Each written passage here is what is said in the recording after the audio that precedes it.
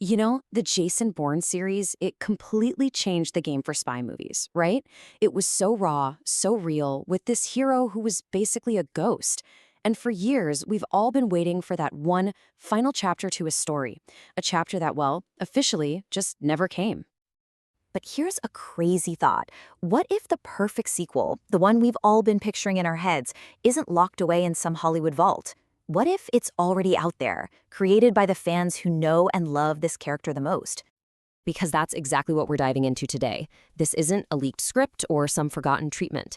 It's a fan-made concept, but it's so incredibly detailed and well thought out that it feels like the real deal. So let's deconstruct this sequel that never was and figure out why it feels so right.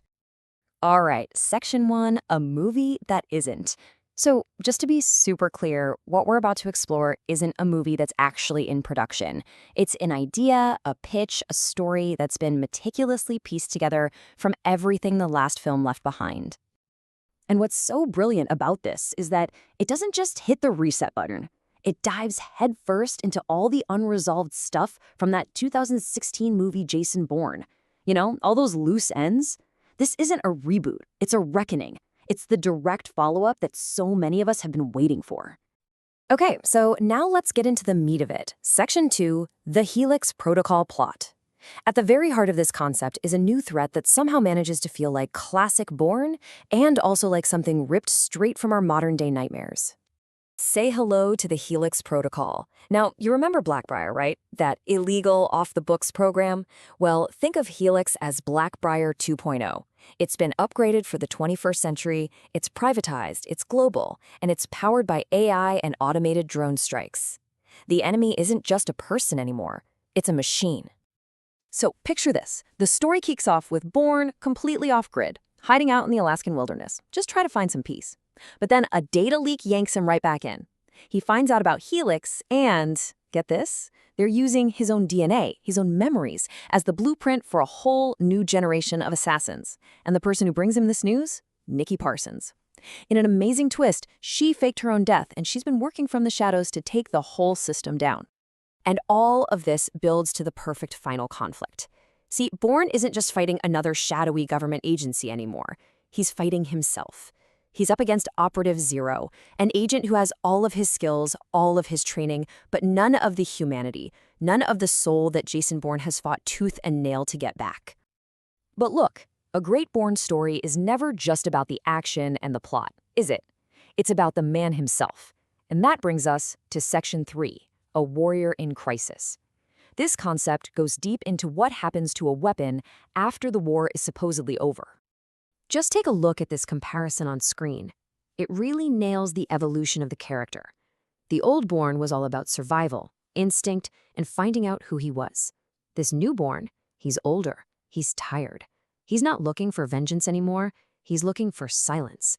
He's not trying to uncover his past, he's trying to finally confront his legacy and maybe, just maybe, find some peace. And there's this one piece of imagined dialogue from Nikki that just perfectly captures the whole emotional core of the story.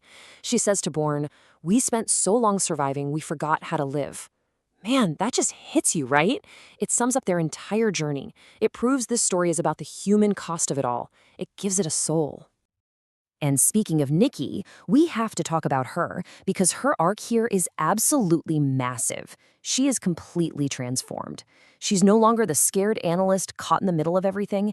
No way. In this story, she's a skilled operator in her own right, with a rock-solid moral compass. She's not a sidekick, she's a partner. Okay, so we've got the plot, we've got the characters, but what about the feel of the movie, the style? That brings us to Section 4, Cold Steel, Digital Ghosts, which is all about blending that classic Bourne grit with our modern anxieties. First off, it gets the classic stuff so right. We're talking about that raw, relentless action, the brutal hand-to-hand fights, and that shaky handheld camera that makes you feel like you're right there in the room. And of course, you've got those insane car chases, this time through the icy roads of Norway and the narrow streets of Morocco. It's pure, uncut, classic Bourne. But then it layers in the threats that are real to us today. The danger doesn't just come from a sniper rifle anymore. It comes from swarms of surveillance drones, from deepfake identities that can steal your life, from kill orders sent out by an algorithm. Think about it. Bourne was a ghost in an analog world. Now he has to figure out how to survive in a digital one, where every camera is a threat and no identity is safe. So let's pull all this together. Section 5, why this concept matters. I mean, why are we even talking about a fan idea? Why has this thing resonated with so many people? And why does it feel, in a lot of ways, more right than anything an official studio might come up with? Well, I think it boils down to one simple word: respect. This idea respects the audience. It's not trying to cash in on cheap nostalgia or just repeat the greatest hits.